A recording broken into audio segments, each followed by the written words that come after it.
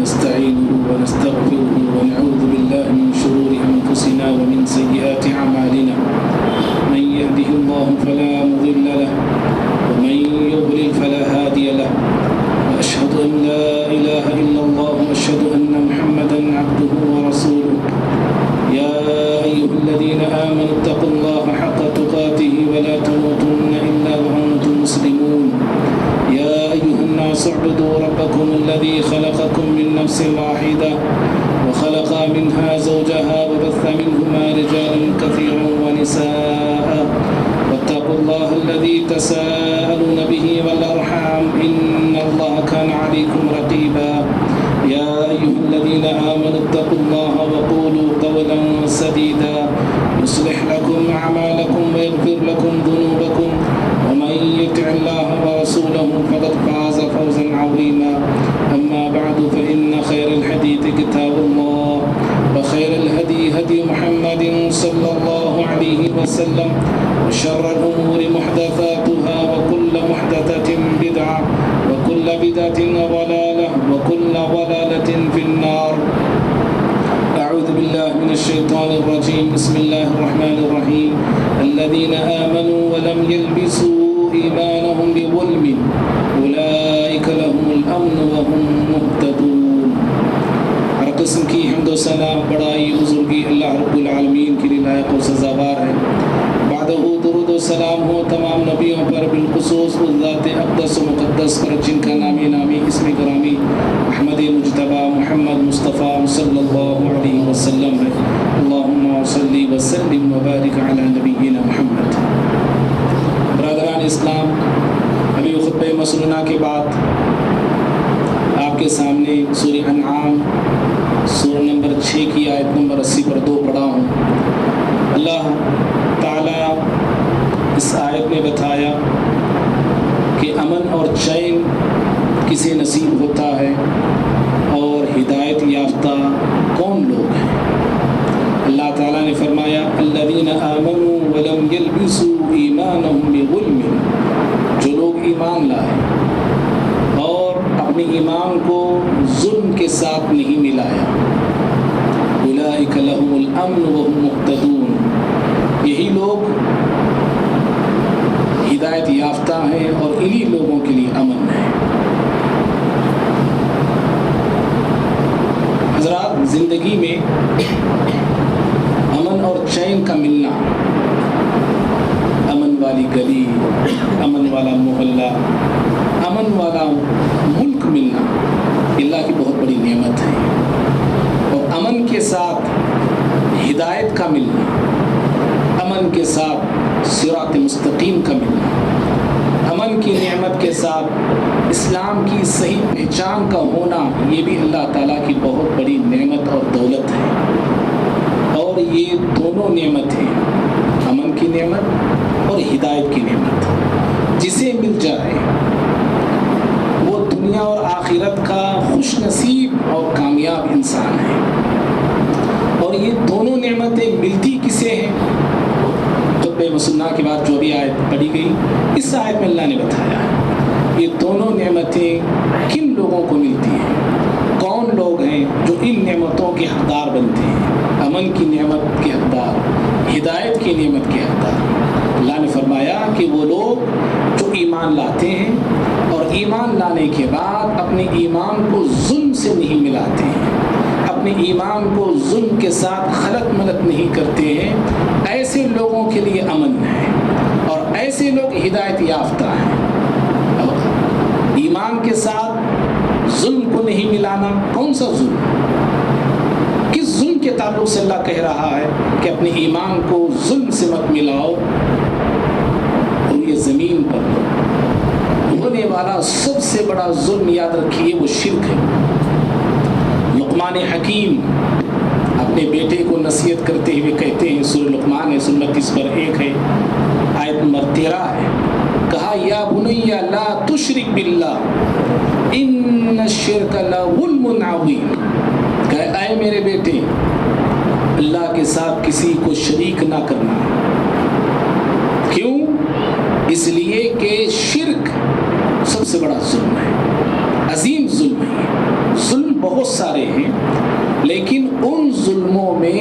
عظیم ظلم شرک ہے. اور جہاں شرک ہوتا ہے، جہاں کفر ہوتا ہے، اور سے سنیے، جس بستی میں، جس محلے میں، جس اسٹیٹ میں، جس ملک میں شرک کا راج ہوتا ہے، کفر کا راج ہوتا ہے، وہاں پہ امن نہیں ہوتا ہے. امن کا خون ہوتا ہے، امن ختم ہوتا ہے، امن کا ستیاناش ہوتا ہے. کہاں پہ؟ جہاں شرک ہوتا ہے اور جہاں پہ کفر بستا ہے. آج دنیا میں انسانوں کے پاس، اکثر انسانوں کے پاس سب کچھ ہے. اگر نہیں ہے تو امن نہیں ہے، اگر نہیں ہے تو ہدایت نہیں ہے. تروپتی کا سب سے بڑا کروڑ پتی ہوتا ہے لیکن ہدایت سے محروم ہے. آندھرا کا سب سے بڑا لکھپتی ہوتا ہے، ٹیبلٹ کھا کھا کے سو رہا ہے، نیند نہیں ہے، چین نہیں ہے زندگی میں. دنیا والوں کے پاس آج سب کچھ ہے، نہیں ہے تو امن اور چین نہیں ہے، نہیں ہے تو ہدایت نہیں ہے، ہدایت سے محروم ہے. اور یہی حال ہمارے ملک کا بھی ہے. ہمارے ملک میں بھی اور دنیا کے سارے ممالک میں انسان پریشان ہے امن کے لیے کہ ہمیں امن حاصل ہو جائے. عالمی طور پہ، ملکی طور پہ ہر انسان، ہر شخص امن کا متلاشی ہے. چین سے وہ رہنا چاہتا ہے، چین سے وہ جینا چاہتا ہے. لیکن عالمی طور پہ، انٹرنیشنل طور پہ اور نیشنل طور پہ ہمارے ملک کے اعتبار سے بھی اگر ہم دیکھتے ہیں تو نہ ہمارے ملک میں امن ہے، نہ دوسرے ممالک میں امن ہے. کیوں نہیں ہے؟ اس لیے کہ یہاں پہ شرک کا راج ہے. شرک یہاں پہ پلتا ہے، شرک یہاں پہ پھولتا ہے، شرک یہاں پہ بڑھ رہا ہے. اور جہاں شرک اور کفر ہو وہاں پہ ظلم ہوتا ہے، زیادتی ہوتی ہے، چوریاں ہوتی ہیں، ڈکیتیاں ہوتی ہیں، ناانصافیاں ہوتی ہیں، ناحقون ہوتے ہیں. قاتل سڑکوں پہ گھومتے ہیں اور مقتولوں کو جو ہے انصاف نہیں ملتا ہے. یہاں پہ رہزنوں کو کوئی پوچھنے والا، رہزنوں کے تعلق سے کوئی پوچھنے والا نہیں ہے. تو بھائیو، اگر ہم ملکی اعتبار سے بھی دیکھتے ہیں تو ہمارے ملک میں بھی آج سب سے زیادہ ضرورت ہے تو امن کی ضرورت ہے. اور خصوصاً ضرورت سب سے زیادہ آج ہم مسلمانوں کو ہے. آج ہم اپنے ہی ملک میں امن کے لیے پریشان ہیں. بے چینی کا ماحول ہے، خوف کا ماحول ہے. مسلمانوں پر آئے دن دشواریاں، پریشانیاں روزانہ کھڑی کی جا رہی ہیں. ابھی آپ نے سنا اور دیکھا نہیں، یو پی میں مدرسوں کا سروے ہو رہا ہے. ہماری مسجدوں کو نشانہ بنایا جا رہا ہے. بابری مسجد تو ہم نے کھویا، اب گیان واپی مسجد کھونے کے بھی امکانات نظر آ رہے ہیں. ہندوستانی ہونے کا حق ہم سے چھیننے کی کوششیں ہو رہی ہیں. کئی سالوں سے، لگ بھگ کئی سالوں سے اور خصوصاً چند سالوں سے مسلمان بہت ہی زیادہ یہاں پہ پریشان ہیں. اپنے آپ کو سیف ہم محسوس نہیں کر رہے ہیں. چند سالوں سے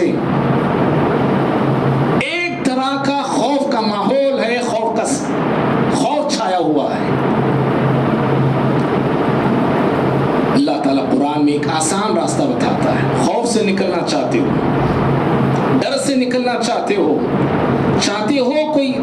کہ یہ بے چینی، بے قراری اور پریشانی کی زندگی ختم ہو جائے، ایک ہی راستہ ہے، سمپل اور آسان راستہ ہے. قرآن کی روشنی میں قرآن ہمیں یہ رہنمائی کرتا ہے کہ اللہ کے ساتھ کسی کو شریک نہ کرو. اللہ رب العالمین کی عبادت کرو، اس کی ذات اور صفات میں کسی کو شریک نہ ٹھہراؤ، نہ کسی بابا کو، نہ کسی داتا کو، نہ کسی خواجہ کو، نہ کسی زندے کو، نہ کسی مردے کو، نہ کسی مزار اور قبر کو، نہ دھاگوں کو، نہ تعویذ پلیتوں کو، اور نہ ہی کسی نبی کو، ولی کو، نہ ہی کسی پیر کو. کسی کو اللہ اللہ کے ساتھ شریک نہیں کرنا ہے۔ اللہ تعالیٰ سورہ قریش میں فرماتا ہے، سورہ نمبر 106 ہے، آیت نمبر 3 اور 4 میں، فَلْيَعْبُدُوا رَبَّ هَذَا الْبَيْتِ الَّذِي أَطْعَمَهُم مِّن جُوعٍ وَآمَنَهُم مِّن خَوْفٍ۔ اللہ نے کہا کہ عبادت کرو اس گھر کے رب کی۔ کون سا گھر؟ خانہ کعبہ۔ اس گھر کی عبادت کرو، نہیں کہا قرآن نے، کہا فَلْيَعْبُدُوا رَبَّ هَذَا الْبَيْتِ، اس گھر کے رب کی، اللہ رب العالمین کی عبادت کرو۔ کون اللہ؟ الذی اطعمہم من جوع، جس نے تمہیں بھوک کے عالم میں، بھوک کے ایام میں کھلایا، وآمنہم من خوف، اور اس نے تمہیں خوف سے امن عطا فرمایا۔ اور اللہ رب العالمین سورہ نور میں وعدہ فرمایا ہے، اللہ نے وعدہ کیا ہے اہل ایمان سے کہ میں تمہارے زندگی کے خوف اور ڈر کو امن میں تبدیل کروں گا۔ جو خوف ہے، جو ڈر ہے تمہارے زندگی میں، دشمنوں کا ڈر ہے، قاتلوں کا ڈر ہے، حاسدوں کا ڈر ہے، خونیوں کا ڈر ہے، اس ڈر کو ہم اللہ کہتے ہیں کہ امن میں تبدیل کر دیں گے، لیکن ایک شرط ہے، ایک شرط ہے۔ وہ شرط اللہ نے یہ رکھا کہ میرے ساتھ کسی کو شریک نہ کرنا۔ اللہ تعالیٰ فرماتا ہے سورہ نور نمبر 4 آیت نمبر 50 پر 5 میں، وَلَيُبَدِّلَنَّهُم مِّن بَعْدِ خَوْفِهِمْ أَمْنًا، ہم ضرور اس خوف کے بعد امن لائیں گے۔ جو ڈر ہے، جو خوف ہے، ہم ضرور اسے ختم کریں گے۔ اللہ کہتا ہے ضرور امن لائیں گے، ہم چین لائیں گے، ہم سکون لائیں گے۔ ہم شرط کیا ہے؟ یعبدوننی لا یشرکون بی شیئا، شرط اللہ نے یہ رکھی کہ میری ہی عبادت کرو، میری ہی عبادت کرتے رہنا، اور میرے ساتھ کسی کو شریک نہ کرنا، نہ میری ذات میں شریک کرنا، نہ میری صفات میں شریک کرنا، نہ میری ربوبیت میں شریک کرنا، نہ میری الوہیت میں شریک کرنا، نہ میرے اختیار میں کسی کو شریک کرنا، نہ میرے کسی اقتدار میں شریک کرنا، اور نہ ہی میرے اسماء اور صفات میں کسی کو شریک ٹھہرانا، کسی کو نہیں۔ اور بھائی جانتے ہیں یہ سورہ نور کہاں نازل ہوئی؟ یہ مکی نہیں، یہ مدینی سورت ہے۔ یہ مدینے کے ماحول میں، مدینے کے معاشرے میں اللہ رب العالمین توحید کے بل بوتے پر امن دینے اور حکومت دینے کا وعدہ کیا تھا۔ مکہ سے چلے گئے پیارے نبی صلی اللہ علیہ وسلم اور صحابہ اکرام، مدینہ ہجرت کر کے مدینہ پہنچ گئے۔ مدینہ جانے کے بعد بھی اللہ رب العالمین مدنی ماحول میں اور مدنی سماج میں توحید کے بل بوتے پر، ایمان کے بل بوتے پر، اور ایک اللہ کی عبادت کے بل بوتے پر اللہ نے وعدہ کیا کہ اگر تم توحید پہ قائم رہو گے، میری ہی عبادت کرو گے، میری ذات میں کسی کو شریک نہیں کرو گے، میرا وعدہ ہے امن ہی امن قائم کر کے رکھ دوں گا میں، چاروں طرف امن ہوگا، اور حکومت تمہاری ہوگی، سیاست تمہاری ہوگی، قیادت تمہاری ہوگی۔ اللہ تعالیٰ نے صحابہ اکرام سے یہ وعدہ کیا تھا، اور اللہ رب العالمین نے اپنے اس وعدے کو پورا کیا، ہم سب جانتے ہیں۔ حکومتیں ہماری قائم ہو گئیں، اور ایک عورت تنہا سفر کرتی تھی، اس عورت کو اللہ رب العالمین کے علاوہ کسی کا ڈر نہیں ہوتا تھا۔ اللہ رب العالمین نے یہ امن قائم کر کے رکھ دیا تھا۔ تو بھائیوں، کہنا یہ ہے کہ ایک طرف بد امنی پھیلی ہوئی ہے، چاروں طرف ماحول بڑے خراب ہیں، سماج بڑا بگڑ چکا ہے، حالات بڑے بگڑ چکے ہیں، سیاست بھی بڑی خراب ہو چکی ہے۔ سیاست ایسے بدل رہی ہے جیسے روزانہ ہم کپڑے بدلتے ہیں۔ آج اس پارٹی میں کوئی رہتا ہے تو پتہ نہیں کب کس پارٹی میں جمپ ہو جاتا ہے۔ بالکل حالات ناموافق ہیں۔ ایک طرف یہ حالات ہیں، اور دوسری طرف ہم مسلمانوں کے لیے خاص طور پہ، عالمی طور پہ اور ملکی طور پہ، ہم مسلمان خصوصاً ذلت کی زندگی جی رہے ہیں، ذلت کی موت مارے جا رہے ہیں، ذلت کی موت ہمیں مل رہی ہے، ہم کاٹے جا رہے ہیں، مارے جا رہے ہیں۔ اور یہ ذلت کب سے ہے؟ کئی سالوں سے ہم ذلت کی زندگی جی رہے ہیں، کئی سالوں سے۔ حالانکہ اللہ نے ہم سے عزت کا وعدہ کیا ہے. عزت اللہ تعالیٰ اہل ایمان کو دے گا، یہ اللہ کا وعدہ ہے. لیکن کیا بات ہے کہ مسلمان ذلت کی زندگی جی رہا ہے، ذلیل سے ذلیل ہوتا جا رہا ہے. کیا حالات ایسے ہو گئے کہ آج ہم ذلت کی زندگی جینے پہ مجبور ہو گئے. میرے بھائیوں یاد رہے، اللہ رب العالمین نے عزت کا وعدہ مشرکوں سے نہیں کیا ہے، شرک کرنے والوں سے اللہ رب العالمین نے عزت کا وعدہ نہیں کیا ہے. اللہ رب العالمین نے عزت کا وعدہ کیا ہے تو اہل ایمان سے کیا ہے، مومنوں سے کیا ہے. سورہ منافقون میں اللہ فرماتا ہے 60 پر 3ویں سورت ہے، آیت نمبر 8 ہے، وَلِلَّهِ الْعِزَّةُ وَلِرَسُولِهِ وَلِلْمُؤْمِنِينَ. عزت صرف اللہ کے لیے ہے، اس کے رسول کے لیے ہے اور اہل ایمان کے لیے عزت ہے. لیکن ہم دیکھتے ہیں عزت کے بجائے ہمیں ذلت مل رہی ہے. اور میرے بھائیوں، اللہ رب العالمین نے مسلمانوں کو کیا عزت عطا فرمایا تھا، کیسا زمانہ ہمارا گزرا ہے، کیسا دور ہمارا گزرا ہے. تاریخ کہتی ہے کہ عثمانی سلطنت کی کشتیاں یورپ کے سمندری سرحدوں کے پاس سے گزرتی نا، تو یورپ کے لوگ، یورپ کے پادری اپنے چرچوں سے گھنٹی بجانے سے رک جاتے تھے اور یہ کہتے تھے کہ مسلمانوں کی کشتیاں گزر رہی ہیں، جب تک یہ گزر کے نہیں جاتی تب تک گھنٹی مت بجاؤ. ایسا مسلمانوں کا روب گزرا ہے. اور پھر ہمارے ملک اور کئی بستیوں کے اندر یہ چیزیں دیکھنے میں آئیں، سننے میں آئی. چند سال پہلے مسجدوں کے سامنے سے غیر مسلموں کے کوئی تہوار ہوتا یا کوئی جلوس ان کا گزرتا، گانا بجانا بند ہو جاتا تھا. آپ نے بھی شاید دیکھا ہوگا، گانا بجانا بند، اور مسجد سے آگے جانے کے بعد پھر ان کے گانے بجانے شروع ہو جاتے تھے.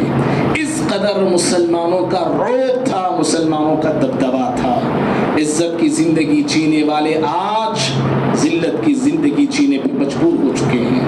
اور مسلم قوم کی یہ ذلت کب سے شروع ہوئی؟ اللہ رب العالمین ذلیل لوگوں کو اس قوم پر مسلط کر دیا، انگریزوں کی شکل میں، لٹیروں کی شکل میں، ڈاکوؤں کی شکل میں. انگریز ہم پر مسلط کیا ہو گئے؟ دھیرے دھیرے آہستہ آہستہ انگریزوں نے ہم سے سب کچھ چھینا، ہمارا تخت چھینا، ہمارا ملک چھینا، ہماری دولت چھینی، ہماری عزتیں چھینی، ہمارے جانیں چھینی. اور ہندوستان کی سرزمین پر ہماری کئی حکومتیں قائم تھیں، چھوٹی چھوٹی حکومتیں، بڑی بڑی حکومتیں اس ہندوستان کی سرزمین پر سر اٹھا کے جی رہے تھے مسلمان، اور سر اٹھا کے حکومتیں کر رہے تھے مسلمان. انگریزوں کے ناپاک قدم کیا پڑے، دھیرے دھیرے ہماری مسلم حکومتوں کو انگریز کھاتے چلے گئے، ختم کرتے چلے گئے، اور ہندوستان کی سرزمین پر بڑی بڑی پھیلی ہماری حکومتیں سمٹتے ہوئے چلی گئیں، سکڑتے ہوئے چلی گئیں اور پوری طرح ختم ہو کے رہ گئیں. اور اس ملک پر سب سے بڑی حکومت مغلیہ سلطنت کی جو حکومت چلی، اس سلطنت کا آخری بادشاہ بہادر شاہ ظفر 1850 پر 7 عیسوی میں 80 پر 2 سال کی عمر میں انگریزوں سے جنگ کرتے ہیں وہ، اور اس جنگ کے وہ کمانڈر تھے. وہ آخرکار بہادر شاہ ظفر کو انگریز گرفتار کر لیے، پکڑ لیے، آپ کو جیل میں ڈالا گیا. جب وہ جیل میں تھے ان کے سامنے ان کے بچوں کے سروں کو جسموں سے جدا کر کے ایک تھال میں پیش کرتے ہیں، اور پھر یہاں سے 1850 پر 8 عیسوی میں بہادر شاہ ظفر کو ہندوستان سے برما کی راجدھانی رنگون میں منتقل کر دیتے ہیں. وہاں 4 سال ہندوستان پہ حکومت کرنے والا، راج کرنے والا بادشاہ جیل میں سڑتا ہے. 4 سال. اور 1860 پر 2 عیسوی میں بہادر شاہ جیل ہی میں انتقال کر جاتے ہیں. اور موت سے پہلے بڑے افسوس کے ساتھ ایک شعر انہوں نے کہا تھا، کتنا بد نصیب ہے ظفر دفن کے لیے، کتنا بد نصیب ہے ظفر دفن کے لیے، 2 گز زمین مل نہ سکی کوہ یار میں۔ یہاں پہ حکومت کرنے والا، ہندوستان کی سرزمین پہ راج کرنے والا، سلطنت چلانے والا، حکومت چلانے والا، اس بادشاہ کو بھی اپنے ملک میں دفن ہونے کے لیے 2 گز زمین نہ مل سکی، وہ افسوس کرتے ہیں۔ بھائیوں، گوری چمڑی والوں کا یہ ظلم رہا یہ ہمارے ہندوستان پہ، تو آج جانور کا پیشاب پینے والے ہم پہ ظلم کر رہے ہیں۔ کیا کچھ ظلم نہیں ہو رہا ہے ہمارے اوپر؟ آئے دن ہمارے خلاف مسائل کھڑے کیے جا رہے ہیں، روزانہ کچھ نہ کچھ ایشو ہمارے خلاف بنتا ہے، ابھر کے آتا ہے، سامنے آتا ہے، ہمارے لوگوں پر، ہمارے محلوں پر، ہمارے مسجدوں پر حملے ہو رہے ہیں۔ معزز بھائیوں، حالات یہ ایک طرف ہیں، ایسے حالات کیوں بنے ہیں؟ یہ ظلم ہم پہ کیوں ہو رہا ہے؟ یہ ذلت سے ہم دوچار کیوں ہو رہے ہیں؟ اس لیے کہ مسلم قوم، معاف کریں، مسلم قوم توحید کی علم بردار قوم تھی، ایک اللہ کی ذات پہ بھروسہ رکھنے والی قوم تھی، ایک اللہ رب العالمین کے نام پہ جینے والی قوم تھی، ایک اللہ رب العالمین کے نام پہ مرنے والی قوم تھی، ہر وقت اس کے زبان پہ اللہ کا نام ہوا کرتا تھا، اللہ رب العالمین کے اسماء ہوا کرتے تھے، لیکن آج وہ مسلم قوم شرک کے دلدل میں پھنس چکی ہے، شرک کے دلدل میں جی رہی ہے، اور اللہ رب العالمین نے جیسے ابھی ہم نے کہا کہ وہ مدد کا وعدہ، عزت کا وعدہ مشرکوں سے نہیں کیا ہے، عزت اللہ رب العالمین مومنوں کو دینے والا ہے، اور مدد بھی اللہ رب العالمین مومنوں کی کرنے والا ہے۔ سورہ روم میں اللہ فرماتا ہے، سورہ 30 آیت 40 میں، وَكَانَ حَقًّا عَلَيْنَا نَصْرُ الْمُؤْمِنِينَ، مومنوں کی مدد کرنا ہمارا حق ہے، اللہ فرماتا ہے۔ لیکن ہم دیکھتے ہیں کہ نہ ہمیں کوئی عزت مل رہی ہے، نہ کہیں ہمارے لیے مدد آ رہی ہے۔ کیوں؟ اس لیے کہ ہم شرک میں جی رہے ہیں، مشرک ہم بنے ہوئے ہیں، اللہ معاف کرے۔ اور اللہ رب العالمین نے ایسے ہی لوگوں کے تعلق سے کہا تھا سورہ یوسف میں، سورہ نمبر 12 آیت نمبر 106 ہے، وَمَا يُؤْمِنُ أَكْثَرُهُمْ بِاللَّهِ إِلَّا وَهُمْ مُشْرِكُونَ، بہت سارے لوگ ایمان لاتے ہیں پھر بھی مشرک وہ ہوتے ہیں۔ آج ہم مسلمانوں کا یہی حال ہے، ہمارا دعویٰ ہے، ہر مسلمان یہی کہتا ہے، اللہ کی ذات پہ ہمارا ایمان ہے، اس کے نبی محمد صلی اللہ علیہ وسلم پہ ہمارا ایمان ہے، اس کی کتاب قرآن مجید پہ ہمارا ایمان ہے، آخرت کے دن پہ ہمارا ایمان ہے، ہر مسلم کا یہی نعرہ ہے، یہی دعویٰ ہے، لیکن عقائد دیکھو، زندگیاں ٹٹولو، شرک کیسے کیسے ہماری زندگیوں میں داخل ہو چکا ہے، ہماری زندگیوں میں شرک ہے، ہمارے جسموں میں شرک، ہمارے دلوں میں شرک، ہمارے گھرانوں میں شرک، ہمارے محلوں میں شرک، ہمارے گلیوں میں شرک ہو رہا، کلم کھلا ہو رہا۔ اللہ اکبر، کیسے کیسے عقائد ہمارے یہاں ہیں۔ چند عقائد کی طرف اشارہ کر کے بات ختم کروں گا۔ معزز بھائیوں، امت مسلمہ میں شرک ایسے چور دروازوں سے داخل ہوا ہے، آج یہ امت اس کو شرک سمجھنے کے لیے تیار نہیں، شرک ماننے کے لیے تیار نہیں مان رہے۔ آج آپ مشرکین مکہ کو دیکھیے، اور ابراہیم علیہ السلام کے زمانے کے مشرک اور کافروں کو بھی دیکھیے، جب ان سے پوچھا جاتا یہ شرک آپ کیوں کر رہے ہیں، یہ جو کر رہے ہیں مورتیوں کی عبادت، یہ پتھروں کی پوجا کیوں کر رہے ہیں آپ لوگ؟ وہ کیا کہتے تھے معلوم ہے؟ کیونکہ شرک اور کفر کے پاس دلیل نہیں ہوتی ہے، نہ شرک کی دلیل ہوتی نہ کفر کی دلیل ہوتی۔ کیوں کر رہے ہیں آپ؟ کوئی دلیل نہیں، بس سمپل وہ جواب دیتے تھے، قالوا وجدنا آبانا لنا لها عابدین۔ سورہ انبیاء میں اللہ فرماتا ہے، وہ کہتے تھے کہ ہم اس لیے کر رہے ہیں، ہمارے باپ دادا وہ کرتے ہم نے دیکھا، ہمارے ماں باپ کر رہے ہیں ہم بھی کر رہے ہیں، ہماری نسل کرتے آ رہی ہے، ہمارے پہلے کے باپ دادا ہمارے کرتے آ رہے ہیں، ہم بھی کر رہے ہیں، ختم، یہی دلیل ہے.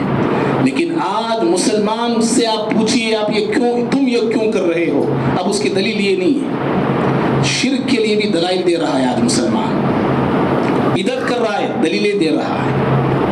مشرکین کے پاس دلیل نہیں تھی، آج کے مسلمان کے پاس شرک کے لیے دلیل ہے. حالانکہ ہدہد پرندہ بھی جانتا تھا یہ شرک ہے. یہ آج مسلمان ماننے کے لیے تیار نہیں ہے. جانتا تھا نہیں ہدہد پرندہ. سورج کو پرستش کرتے ہوئے دیکھا ہے قوم کو. سلیمان علیہ السلام کو آگے خبر دیتا ہے وجدتها وقومها يسجدون للشمس من دون اللہ. سورہ نمل نمبر 27 آیت نمبر 104 ہے.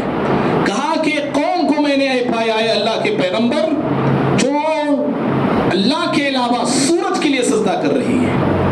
وہ پرندہ بھی جانتا تھا کہ اللہ کے علاوہ کیے جانے والے سجدے کسی کو بھی کرو وہ شرک میں آتے ہیں وہ. لیکن آج مسلمان اس کو تسلیم کرنے کے لیے تیار نہیں بلکہ الٹے دلائل دیتا ہے.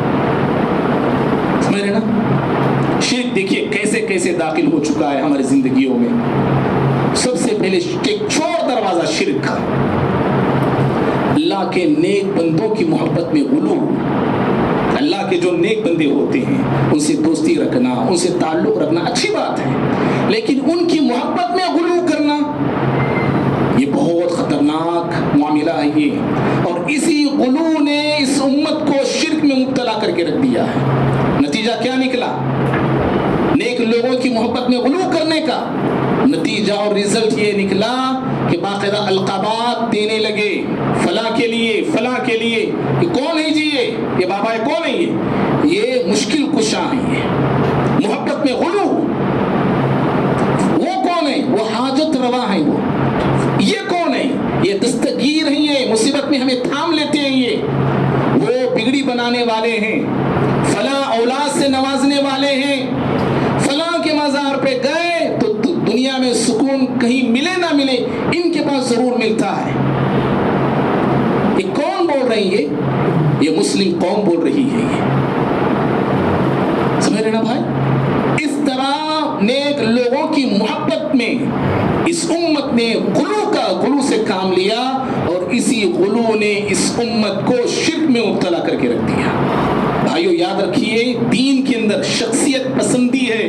کسی شخص کو آپ پسند کر سکتے ہیں اس کے تقوی کو دیکھ کے، اس کے طہارت کو دیکھ کے، اس کی پاکیزگی کو دیکھ کے، اس کے کیریکٹر کو دیکھ کے آپ اس کو اس سے محبت کیجئے. یہ جائز ہے. یہ شخصیت پسندی جائز ہے، شخصیت پرستی جائز نہیں ہے. کسی شخص کو آپ ماننے لگ جائیں، اسی کی پوجا آپ کرنے لگ جائیں، اسی کی عبادت کرنے لگ جائیں، اس کے سامنے جھکنے لگ جائیں، اسلام میں قطعاً اس کی اجازت نہیں.